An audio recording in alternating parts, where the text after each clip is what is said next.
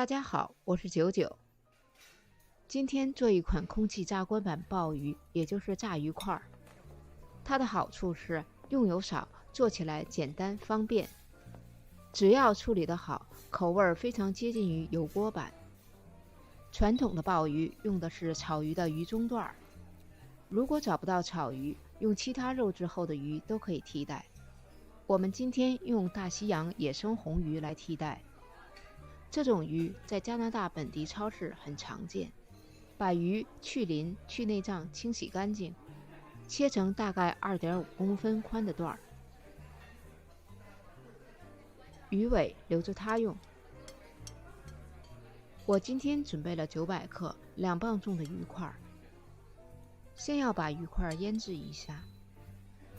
准备葱、姜、八角和香叶，加入白糖，加入厨用酒、生抽和老抽。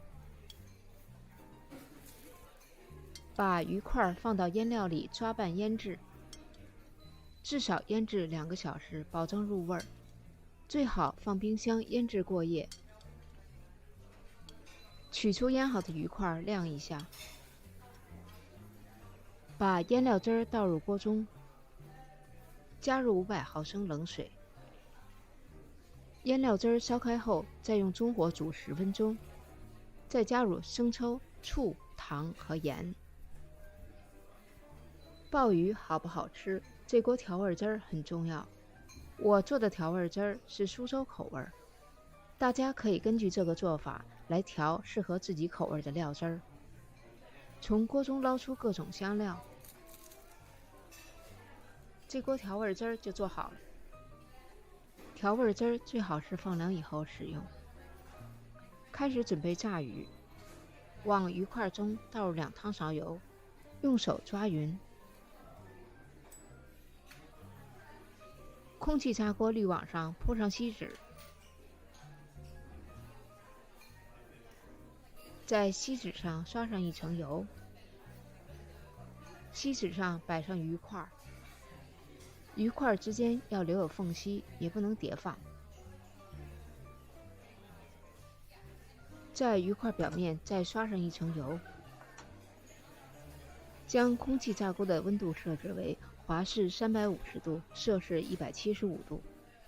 因为我个人喜欢吃炸得焦一点的鱼块，炸15分钟后翻面又炸15分钟。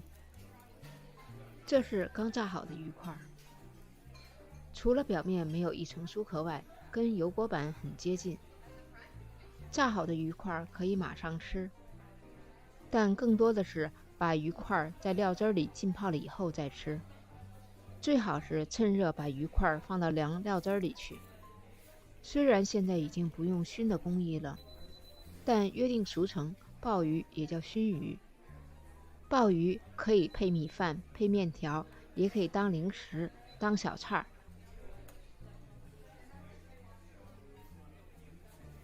谢谢观看，欢迎订阅我的频道，我是家国99，我们下次再见。